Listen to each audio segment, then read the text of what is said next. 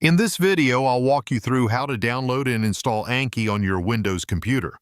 Anki is a powerful flashcard application designed to help you memorize information more effectively using spaced repetition.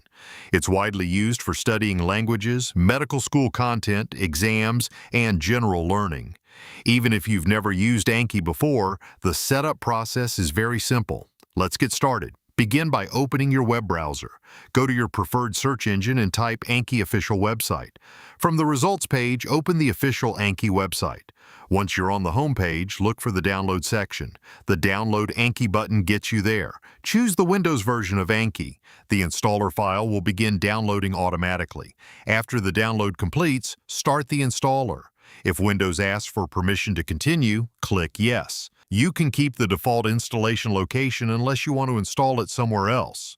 Click Install to begin copying the files onto your computer.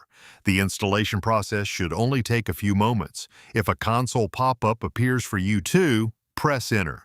As you can see here, Enter means Anki installing the latest version. Once it finishes, close the window when it says so. It will appear around the last lines.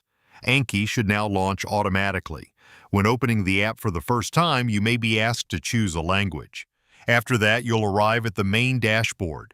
From here, you can create flashcard decks, import study material, and synchronize your cards using an Anki web account. Anki automatically schedules review sessions using spaced repetition, which helps improve long-term memory retention. You can also customize themes, install add-ons, and sync your study progress across devices. And that's it. You've successfully downloaded and installed Anki on your Windows PC. If you found this tutorial useful, make sure to leave a like and subscribe for more productivity tutorials, software guides, and tech tips.